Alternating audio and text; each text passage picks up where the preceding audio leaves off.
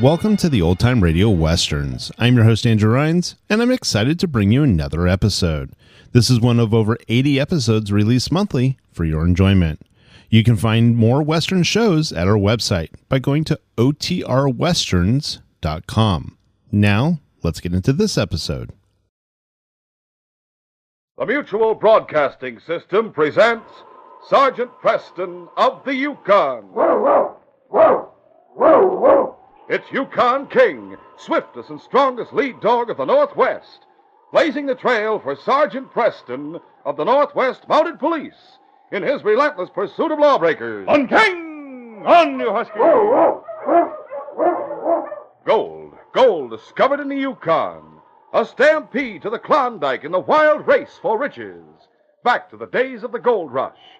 With Sergeant Preston and his wonder dog, Yukon King, as they meet the challenge of the Yukon.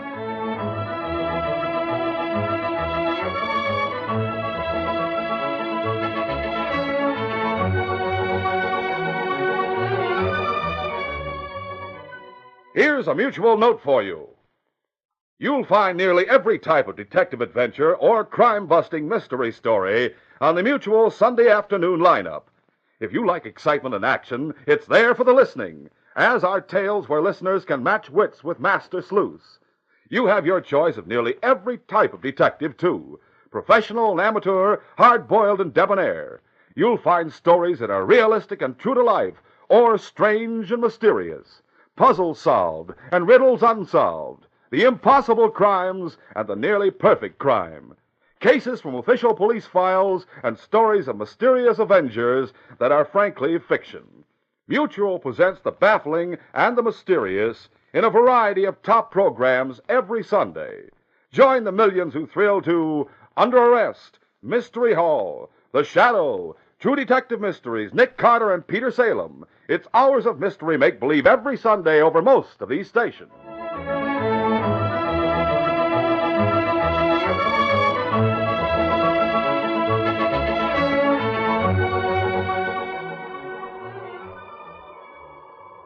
At one point, the trail between Dawson and a community called Grand Forks ran along the edge of a cliff. Here, a number of huge boulders rested on the side of the trail away from the cliff. 3 men were crouched in the soft snow close to one of the big rocks. They were Dude Stevens, his brother Ricky, and a short, heavily built man known as Christy. Dude, I'm getting fed up with sitting here and waiting. Be patient, Christy. We've been here less than an hour. That's about 45 minutes too long. It wouldn't be so bad if we could build a fire. Sure. Build a fire. Send up a column of smoke so the freighter sees that someone's waiting here. Even if he knew someone was here, he wouldn't know we were waiting to ambush him. Well, don't argue with Dude. He knows what's best. It's getting colder all the time. And I'm getting hungry. All right, Christy. Why don't you go back to Beagle's cabin or go to Grand Forks? Either place you'll find a warm fire and all the food you want. Now, dude. Go on. Ricky and I don't need you for this job. In fact, I'd rather split the cash 3 ways instead of 4. You mean a 2-way split instead of a 3-way, don't you, Dude? Oh, I mean just what I said. I'm cutting Beagle in for an equal share. Just because he furnishes a cabin to hide out in? That's right. Well, Dude, it seems to me you're giving Beagle a lot of cash just for letting us hide out in his cabin. That's what I think. After all, we're taking all the risk. Beagle's taking the same risk. He'll pay the same penalty we do if the law catches up to us. Well, Christy, are you leaving? I've waited this long, dude. I might as well stay with you. Suit yourself. I'd feel better about it if we were sure that man from Montana would be traveling with the freighter. All I know is that John Morgan from Montana is expected in Grand Forks tonight. And he's supposed to bring $50,000 in cash to close a deal to buy out the Empire Mining Company. Yeah, that's what you told us. Well, what more can I do? You expect me to guarantee he'll be with the freighter and have the cash? Dude, you needn't lace into me so. I was Listen. on...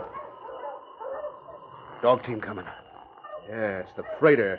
I know the sound of the bells on his dogs. Get ready, boys. Cover your faces with the bandanas we faced. Wish I'd cut these eye holes a little bigger. If we kill the freighter and the man from Montana, we wouldn't have to worry about them seeing our faces. I don't want murder if we can avoid it. What if they put up a fight? Slug him, knock him out, but don't kill him. Now get ready to jump from behind this rock. Dude, they're close. All right, let's go. I'll fire warning shots. Stop the dogs! Stop or we'll shoot the dogs! Get your hands up, both of you. Don't make any move. Don't shoot! Don't shoot! You there, you on the sled. Throw aside that blanket and stand up. And be quick about it. In Montana, where I come from, we used to have stagecoach robbers, and we knew how to deal with them. A gun. No! I'm hit! You want gunplay, huh?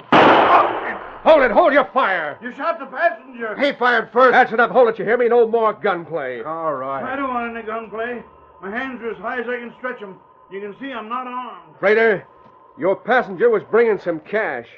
Where is it? I reckon it must be in his handbag, somewhere on the sled. Get it. Keep him covered. Right. While Christie watched the freighter fumble beside the unconscious form of John Morgan for a black handbag, Dude turned his attention to his wounded brother. Ricky was fully conscious. He sat on the snow, holding his side. You hurt bad? It doesn't hurt so much, but I don't think I can walk very far. I'll fix that. You open that handbag. Yes, sir. Yes, sir, I'm doing it. There. Money. That's all I wanted to know. Now stand back from the sled while I see how badly your passenger is wounded. All right. I'm doing as you say. Just don't shoot me. That's all I ask. Don't shoot an unarmed man. That's far enough. Stand right there. Keep your hands up and stand still. What's the wound like? The bullet just grazed his head. Hardly more than a scratch. He'll be conscious in a few minutes. Maybe he has more cash in his pockets. I'll see. Dude found a well-filled wallet. He transferred this to his own pocket. Also, a gold watch and a heavy chain. Then he saw a jeweled ring on the unconscious man's finger. He pulled it off and eyed it closely. Mighty handsome ring. Too big for you, isn't it? Yeah. But it looks like it might be worth considerable. I'll take it along.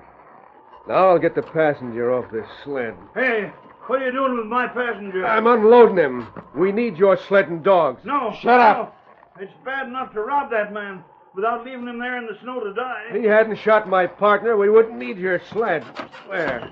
With your help, this man can probably walk to town after he comes to. Now, Ricky, I'll help you onto the sled. Dude helped his wounded brother to the sled, placed the bag of money at his side, and covered him with a fur robe. Then he led the dogs in a small half circle to reverse their direction. Gee around there. Hey. Now we're set to travel. Hit up! Rush! Get along there!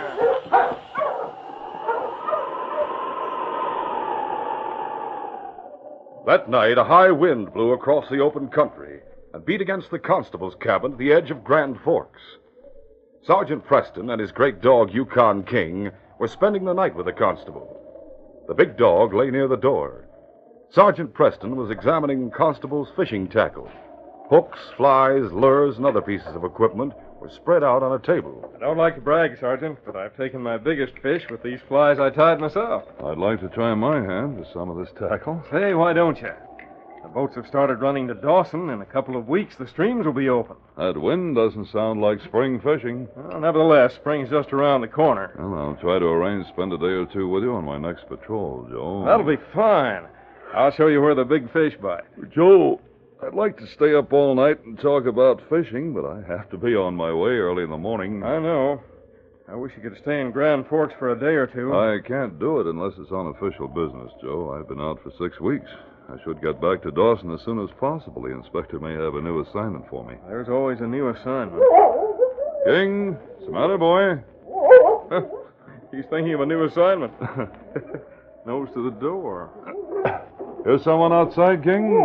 Maybe the wind. I'll open the door and see what's on his mind. Look at him go. Great Scott, do you think he took you literally when you said you wanted to reach Dawson as soon as possible? Joe, look. 2 men over there. Sure enough. Having trouble walking. King's returning to tell you about them. One's fallen. Joe, those men need help. Go ahead, King. We'll follow. The constable closed the cabin door and hurried after Sergeant Preston and King. A moment later, found the Mounties at the side of the man who had collapsed in the snow. The freighter was explaining. He's just exhausted, that's all. We've been walking in the teeth of the wind for hours. There's a bandage on his head. Bullet brushed him. It's not serious. A bullet. We were held up on the trail. Oh? Everything was stolen, including my sled and dogs. That man's money. Whole bag full of it. Who is this man? His name is Morgan. He's from Montana. Great Scott, the man from Montana. I'll carry him to the cabin. Inside the constable's cabin, Morgan regained consciousness. A bowl of hot soup and a cup of tea did much to restore his strength. He and the freighter told their story of the holdup on the trail from Dawson. I shot one of the crooks and had my skull creased in return. Morgan, you're lucky to be alive. Half an inch to the left, and that bullet would have been fatal. Yes, I know that, Sergeant Preston. How badly hurt was the man you shot? That I don't know. He was hit in the side. How much was stolen from you, Morgan? There's $50,000 that I had in a handbag, as well as a few hundred in my wallet and a ring. Those crooks seemed to know that Morgan was carrying a lot of money. But how did they know it? Everyone in Grand Forks knew you were coming here, Mr. Morgan, to buy the gold mining company. Oh, I see. Tell me about the men who robbed you. Well, sir, there were 3 of them. Their faces were covered by large bandanas with holes cut for the eyes. They were all about medium-sized, Sergeant. That's about all that can be said about them. Not much of a description to go on. Did the robbery take place on the main trail between here and Dawson? Yeah. We were heading this way, but the crooks turned the team around and went toward Dawson. Where did the robbery take place? Just where the trail runs between some big boulders and the edge of a cliff. Oh, yes, I know the place. I'll get my gear together. King should be able to pick up the scent of your dogs. Sergeant, in that case, if the crooks don't abandon the dog team, you should be able to find their hideout, eh? I hope to. You see, Mr. Morgan, I told you the Mounties would catch those crooks. Sergeant Preston will get back your money. The ring they stole means nearly as much to me as the money. It was a gift. A gift from the governor of Montana. What does the ring look like? Well, it's made of gold and set with small diamonds. It represents a seal of the state of Montana with the words Oro y Plata. Oro y Plata? Spanish words meaning gold and silver. Oh. That's part of the state seal. I see. I'll go with you, Sergeant. No, Constable, you'd better stay here and see that Morgan has medical attention. But you're going after 3 men. I realize that, Constable. If I find I need help, I'll let you know. We'll continue our adventure in just a moment.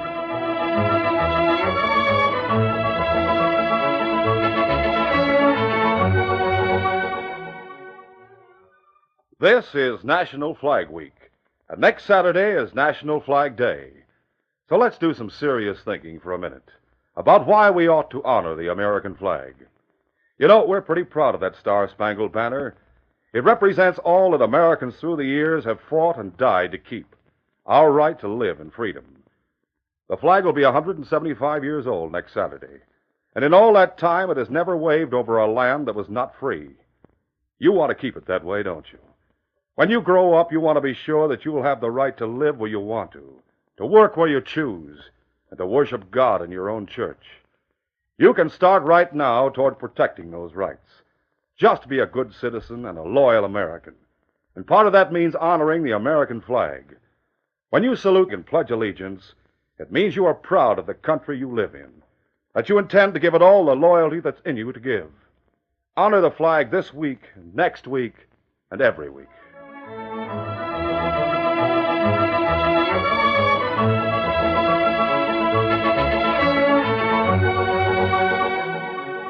Now to continue. While Sergeant Preston and King traveled through the darkness at a steady pace along the trail toward Dawson, the 3 thieves were in an isolated cabin owned by a man named Beagle. Beagle and Christie slept soundly through the night in bunks in the living room, but there was no sleep from Dude Stevens or his wounded brother. Ricky tossed in pain throughout the night, mumbled incoherently. Dude sat at his bedside, wondering helplessly what to do. In the morning, Beagle entered the room. How is he, dude? He's in bad shape. That wound's worse than I figured. You look like you've been awake all night. I have been. Beagle, I've got to do something for Ricky. I can't let him lie here and die. Yeah, maybe the wound's become infected. That's what I'm afraid of. It looks mighty ugly. I wish we could get a doctor here. Well, we can't. I've been thinking of sending Christie into Grand Forks for the sawbones. Nothing doing, dude. But my brother... I said nothing doing. The freighter knows one of the men who stuck him up was shot. But he didn't see our faces. He can't identify us. Anyone who goes into town looking for the doctor will be suspected. If you think I'm going to let my brother You got nothing to say about it. Christie and I have talked it over. We decide if Ricky can't get well without a doctor, he'll just have to die. Why, you... That's the way it is, dude. Hey, Beagle, dude, come here fast. What's wrong? There's a Mountie heading this way. Huh? Dude. Look out the front window. See him. He has a dog with him. Hey, that's Sergeant Preston. He's coming straight this way. Dude, I thought you said you hid the tracks of the dogs and slid after you left the trail. We did hide him. We took a lot of pains to brush him over with soft snow. And the wind last night must have wiped him out entirely. And why is Preston coming here? How do I know? It's that dog of his. What do you mean? We covered our tracks so a man couldn't see them. But that dog has probably followed the scent of the freighter's team. Dude's right. Now, hold on. No use getting panicky. You boys are sure the freighter didn't see your faces? Preston will have a hard time proving anything. He didn't see our faces. Boys, we're not even sure he's looking for the men who stuck up the freighter in Morgan. Well, if he is, he's sure coming to the right place. What's more, he'll know it when he finds a wounded man here. And especially if he looks in the gully behind the house where we put the freighter sled and staked out the dogs. He may be on routine patrol. Yeah, look at the way he's walking straight towards the cabin, without making any effort to sneak in on it. He couldn't sneak across that open country if he tried. I could put a bullet in him. Not yet, Christie. It's dangerous to kill a Mountie. We want to avoid that if we can. Yeah. You two go in that bedroom, close the door. Right. Listen careful. If you see that I'm not going to be able to send the Mountie away, climb out the window from the bedroom, come around the front of the house. Okay. That way you'll be able to get the drop on Preston. Come on, Christie. That sounds like a good idea. Beagle watched through the front window until Sergeant Preston and King were within a few steps of the cabin. Then he opened the door and spoke heartily. Well, as I live and breathe. You're the first lawman who's come this way since I moved into this cabin. I'm mighty glad to see you. My name's Beagle. Hello, Beagle. I'm Sergeant Preston. This is my dog, King. Sergeant, I don't know what brings you here, but I'm mighty glad you came. Fact is, I plan to go into Grand Forks today and speak to the constable. Do you mind if we step inside? No, not at all. Come right in. I'll leave this door open an inch or so and get some fresh air in the cabin. You said you were going to speak to the constable. That's right, Sergeant Preston. I've been robbed. You have? Yes, sirree. That is, you couldn't exactly call it a robbery, but I was forced to swap my sled and dog team. Oh, tell me about it, Beagle. Well, late yesterday, I happened to look out the window. Saw some men coming this way with a sled and a team. How many men? 3. One was riding on the sled. Found out later he'd been wounded.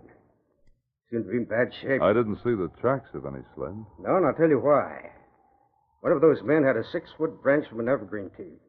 He was a long way behind the sled and brushing the soft snow to fill in the tracks.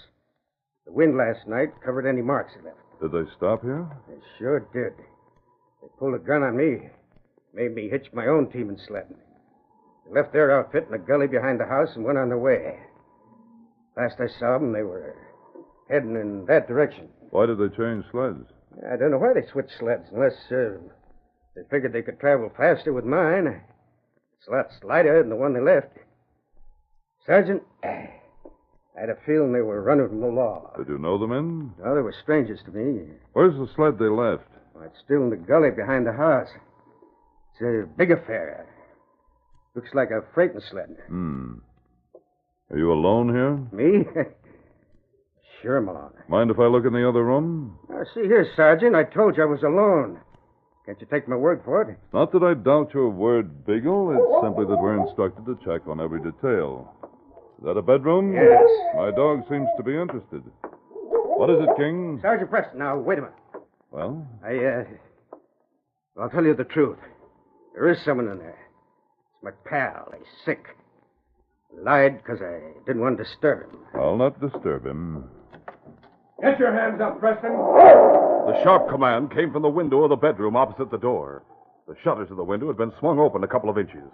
Dude stood outside, looking through the narrow opening and holding a gun. I have you covered. And I have you covered from this side, Preston. Steady, King. Well, Beagle, you've proved to be quite a liar. Well, I'm not lying when I say that both you and your dog will be killed if you don't do exactly as you're told. You men gamble with your lives when you kill an officer. The stakes are worth the gamble. I'm going to take a gun, Preston. If that dog makes one move towards me, he'll be shot, and so will you. The sergeant quickly realized the futility of a sudden move. The partially closed shutters protected Dude from attack by King, and Dude could easily shoot if the Mountie and his dog showed any sign of moving against Beagle and Christie. Moreover, the silent man on the bunk might be merely feigning unconsciousness. There was a chance that he might be wide awake and holding a gun beneath the blankets. Steady, King. Don't start anything. That's good advice, Preston, and it goes for you, too. Not you're facing your own gun as well as the others. This makes it fairly obvious that you are the men who robbed the freighter and its passenger. Get that dog chained. You heard what Dude said. Take your dog to the other room. We'll get it chained. Heel King. There's a hunk of chain in the corner, Christie. Give it to Preston. Right. Preston, you chain the dog to the corner post of that double-deck bunk. That'll hold him. Here it is. Sorry, King. For the time being, there's not much else for us to do. You made a mistake in coming here, Preston. I wouldn't say that. I came here to find the men who robbed Morgan and the freighter, and I found them. I'm surprised at you, Christie. For a long time, I thought that the Stevens brothers were playing a crooked game, but I didn't know that you had tied in with them. Well, I see you have the dog chained. That's good. Now we've got nothing to worry about. Did you close the shutter in the bedroom window? Yeah. Good. The Mountie knows all about us. Reckon you know what that means. If he lives, we'll all go to jail. Now, wait a minute, Beagle. Maybe we can make a deal with him. Preston, you Mounties know a lot about treating bullet wounds. I understand you carry medical supplies in your gear. That's right. Well, that being the case, I want you to take care of my brother. He's in bad shape. If I do, I suppose you'll delay my execution. We'll delay it until my brother's better. Or dead. Then you'll kill me. Right. But we'll spare your dog. I happen to know how much that dog means to you. Take the Mountie's pack off his shoulders, Christie. Get out his first aid kit. Stand still, Preston. The sergeant knew nothing would be gained by refusal to do what he could for the wounded man. He stood silent and motionless while first aid equipment was taken from his pack. His pockets were searched for hidden weapons. Into the bedroom, Mountie. I'll be right behind you. Remember, I'm holding a gun. I'll see what I can do, but stand back. Stay near the door. I don't want to be bothered. I'll close the door. Listen, Preston. My brother means a lot to me. I'd do anything for him. Pull him through, and I'll help you get away alive. I really mean that. Stay back near the door. All right. But remember what I told you. How long's he been unconscious? Since just before you came. Huh? The only light in the room came through narrow cracks in the shuttered window. But even in the semi-darkness, the Mountie saw the pallor in Rick Stevens' face. He reached beneath the blanket and took hold of the left wrist. There was no pulse. The man already was dead. What about him? What are you going to do about him? He's in mighty bad shape, isn't he? Yes, he is. Well, do something. Do something. Don't just stand there. Mountie knew that his own life would be taken as soon as the death of Ricky Stevens was announced. Moreover, the great dog King would die with him.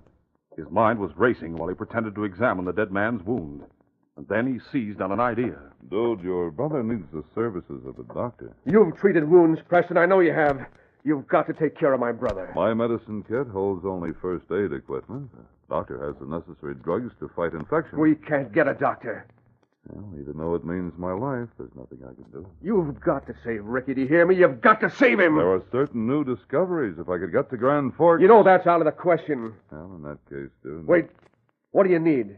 What's the difference? You tell me what you need, and I'll see that you get it. Well, I can't tell you, dude. I'll have to write it. Now, here's a pencil. Here's a piece of paper. Very well. I'll take that to town right away. If you have any trouble finding the doctor, take this paper to the constable. He has the key to the doctor's office, and he'll see that you're taken care of. There you are. Good. I'll get going. Yeah, how are things in the bedroom? My brother needs some newfangled medicine from town.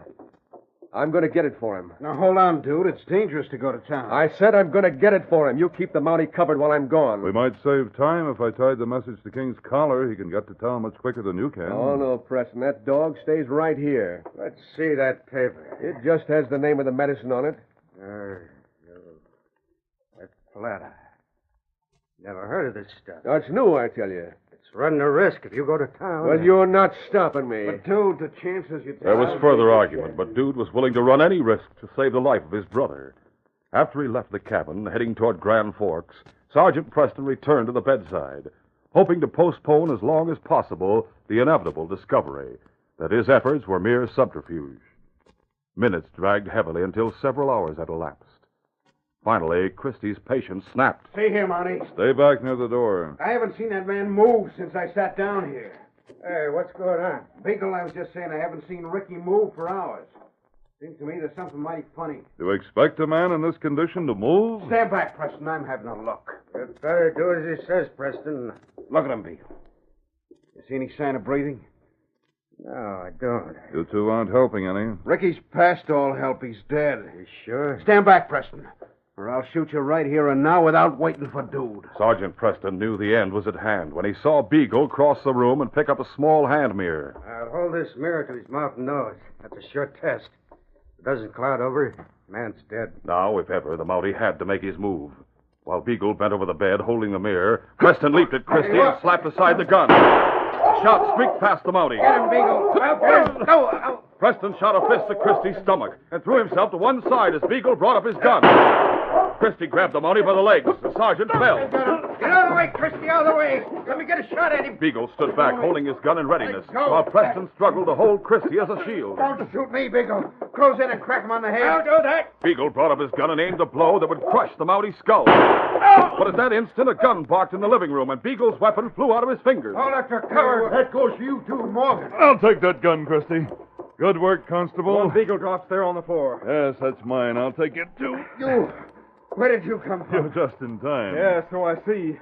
Morgan insisted on coming with me. He felt he had a right to be in on the showdown.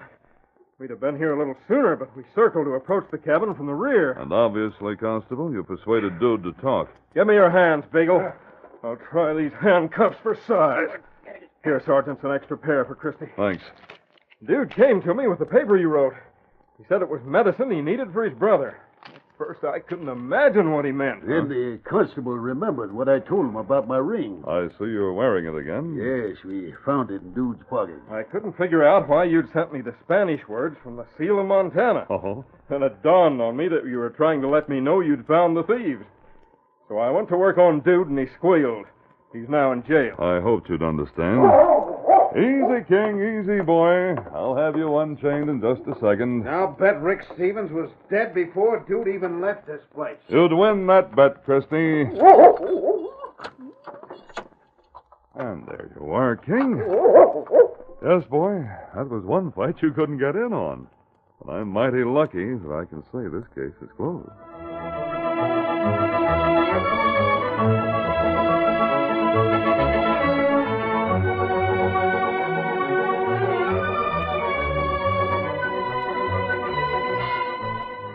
Sergeant Preston will return in just a moment with a word about our next exciting adventure.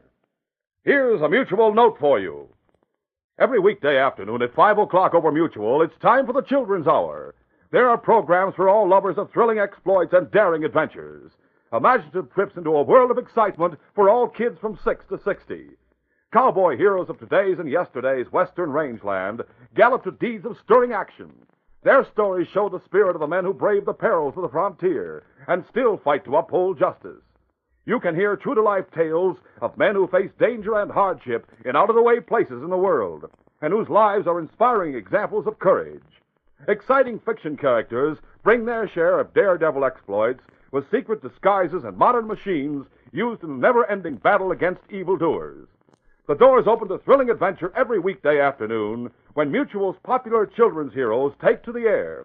Young imaginations delight in these programs that bring a world of daring action to colorful life. They are all heard on Mutual every weekday over most of these stations.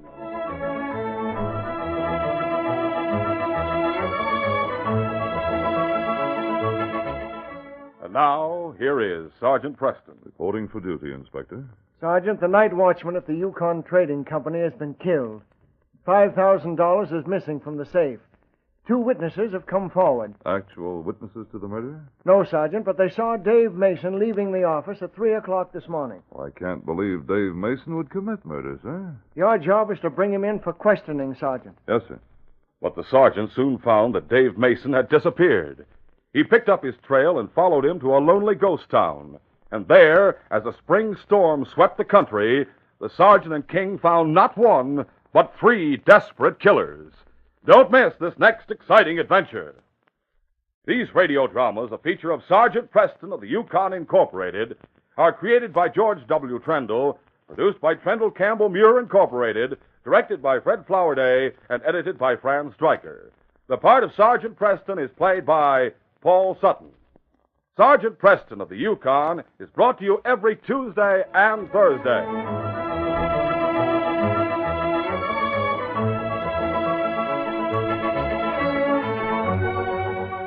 This is J. Michael wishing you goodbye and good luck until Thursday.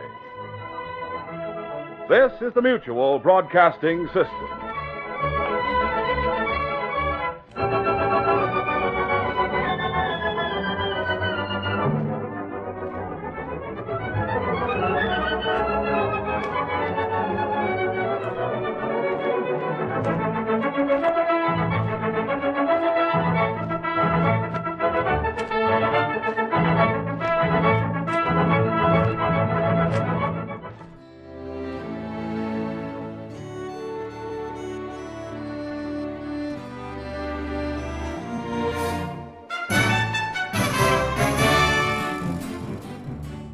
This has been a presentation of OTRWesterns.com, and we hope you enjoyed. Please take some time to like and rate this episode within your favorite podcast application. Follow us on Facebook by going to OTRWesterns.com/Facebook, and subscribe to our YouTube channel by going to OTRWesterns.com/YouTube. Become one of our ranch hands and unlock some exclusive content. We want to thank our most recent ranch hands, Steve, who joined us recently. You too can join by going to OTRWesterns.com/donate. Send us an email, podcast@OTRWesterns.com, and you can call and leave us a voicemail, 707-986-8739. This episode is copyrighted under the attribution non-commercial share-alike copyright. For more information, go to OTRWesterns.com/copyright. Have a great day, and thanks for listening.